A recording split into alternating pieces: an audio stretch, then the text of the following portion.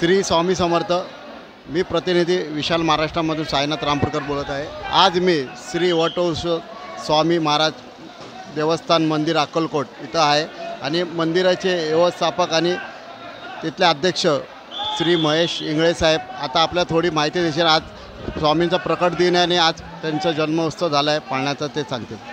नमस्कार, श्री स्वामी समर्थ। आज लाखो भक्तांचं श्रद्धास्थान असलेलं श्री स्वामी समर्थांचा प्रकट दिन आहे आणि हा प्रकट दिन सालाबादप्रमाणे यंदाही श्री वटवृक्ष मंदिरामध्ये मोठ्या उत्साहामध्ये संपन्न झाला।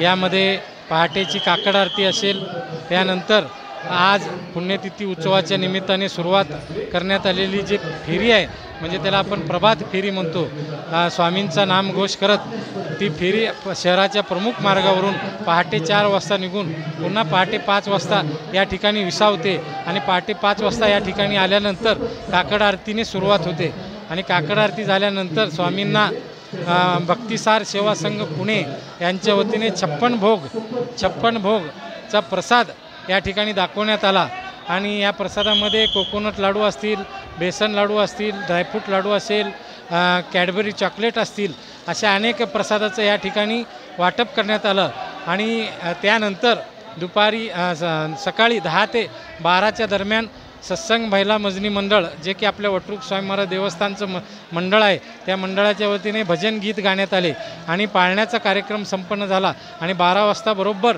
स्वामींचा नामघोषामध्ये या ठिकाणी स्वामींचा जन्मोत्सवाचा कार्यक्रम संपन्न झाला। गुलाल आणि फुलांची उधळण करण्यात आली आणि त्यानंतर दुपारी 12 ते 2 या वेळेमध्ये श्री वटवृक्ष स्वामी महाराज देवस्थानच्या भक्तनिवास येथील भोजन कक्षामध्ये सर्व स्वामी भक्तांना उपस्थित भोजन प्रसादाची देखील सोय करण्यात आलेली आहे। तसेच संध्याकाळी 4 ते 6 ते 7 या वेळेमध्ये या ठिकाणी मुंबई येथील भक्तिसंगीताचा कार्यक्रम देखील होणार आहे। तरी या सर्व सेवा आणि भक्ती उपक्रमाचा लाभ स्वामी भक्तांनी घ्यावा। तसेच स्वामी भक्तांना दर्शनाचा कुठलाही त्रास होऊ नये यासाठी दर्शन रांगेची व्यवस्था करण्यात आलेली आहे, मंडपाची व्यवस्था करण्यात आलेली आहे, पाणपोळीची व्यवस्था करण्यात आलेली आहे, पाण्याची व्यवस्था करण्यात आलेली आहे आणि प्रसादाची देखील व्यवस्था करण्यात आलेली आहे। तरी या सर्व सेवा आणि उपक्रमाचा लाभ घेऊन स्वामीचं दर्शन घेऊन आपलं जीवन कृतार्थ करून घ्यावं असं या प्रसंगी मी आवाहन करतो आणि या ठिकाणी थांबतो। श्री स्वामी समर्थ। श्री स्वामी समर्थ।